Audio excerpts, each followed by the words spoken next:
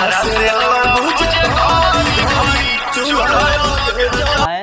ससुर इ त गाना चोरी के है रे। ए विनोद इधर आओ। इ त गाना चोरी के है। चूल्हा लगे जरी। मतलब तुम लोग बताओ विनोद, गाना चोरी करके गाना गा देते हैं, बताओ ये सब गलत बात है ना? बताओ। देखो बारिश का मौसम है इसलिए हम वीडियो बना रहे हैं तुम लोग खातिर कि गाना चोरी करके गाना गा दे रहे हैं कुछ भी। आ पवन सिंह के फैन के लाग रहल बा तित की खेसारी भैया गाना आ गइल बा, ट्रेंडिंग में चल गइल बा, ठीक बा। आज 2-4 गो गाना नहीं पवन सिंह के काहे ना ट्रेंडिंग में गइल।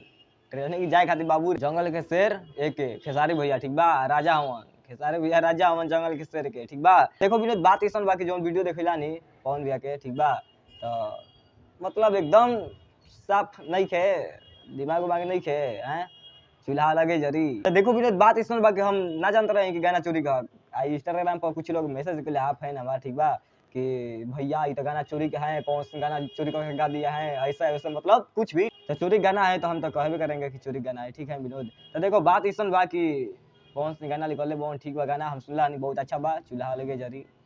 अगर तो सगरे अलग ही जरता, लेकिन पवन सिंह स्टार होके ना इसे करे चाहते रहे, ठीक बा। आज से 7 या 8 साल के पहले गाना है, ठीक बा, अपन खेसारी भैया के। तो हम तो ससुर जान गए थे कि खेसारी भैया गाना चोरी किया है। हाँ, खेसारी भैया वाला गाना चोरी करके गा दिया है पवन सिंह, हमको फुल मालूम था, ठीक है विनोद। देखो बारिश होने लगा। देखो विनोद बात इस बा कि अब तुम लोग बोलोगे कि कहाँ से कहाँ चल गए भैया है, मतलब बारिश होने लगा है इसलिए हम दूसरे जगह पर गए, ठीक है। तो देखो बात इस बा कि पवन भैया जो गाना निकल बहुत बेस्ट गाना बा, हमरो बेस्ट लगला, सुनला नहीं अच्छा लगला गाना, ठीक बा, कि चूल्हा लगे जरी। और पवन भैया मतलब चोरी का गाना गल हम मान तो नहीं कैसे कि आज से 7 या 8 साल पहले के गाना खेसारी भैया का, ठीक बा। अरे ये वाला गाना बा जो गाना आया है अपने सरकार के 7-8 साल पहले, ठीक है। देखो ये वाला गाना, अरे थोड़ा बजा दो यार, पोस्टर में कुछ मजा नहीं, बजा दो। ये बोला वो चूल्हा अलगे जारी हो झगड़ा, आगे बढ़ी तो हमारा छोटा ताहर धरी चूल्हा अलगे। हां तो देख रहे हो जगदेव, ये वाला गाना है अपने सरकार के, ठीक है। गाना बहुत बेस्ट बा, मतलब 7 या 8 साल के पहले गाना हो और पवन भैया गा दिल बहुत उठा के, लेकिन ट्रेंडिंग में ना गइल।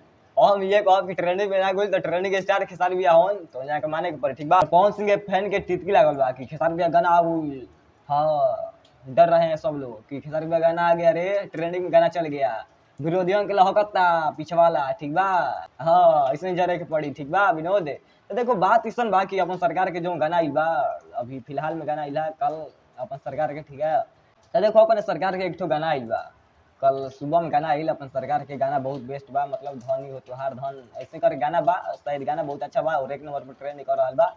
और हमारा उम्मीद बा कि भाई लोग ऐसे प्यार आशीर्वाद दी जा अपन सरकार के, और बारिश के दिन बा, ठीक बा, मौसम बहुत अच्छा बा, गाना सुनी जा, प्यार आशीर्वाद देते रही जा अपना खेसारी भैया के। बस गाना चोरी के हम ये बतावे खातिर रही कि पवन सिंह गाना चोरी कर गए बड़न, और शायद हमारा लाग रहा बा कि पवन सिंह के फैन को कहा था कि गाना चोरी कर खेसारी भैया। मैंने बताओ विनोद गाना खेसारी भैया काहे के चोरी करे ना है, गाना तो खेसारी भैया वाला चोरी करके गा देता है ये सब है। तो चल नहीं भाई, मिला फिर अगला वीडियो में, और लेके हम कुछ अलग जो वीडियो अच्छा लगे लाइक कर दे, वीडियो अच्छा लगे डिसलाइक भी कर सकते हैं, ठीक बा। वीडियो बनाने में बहुत मेहनत बा भाई, सब्सक्राइब और लाइक कर दे, ठीक बा। और भैया के बारे में जाने खातिर चैनल को सब्सक्राइब कर लिया, ठीक। बाकी चल भाई, मिला फिर अगला वीडियो में, और लेके हम कुछ बवाल, ठीक बा। पाला की नमस्ते।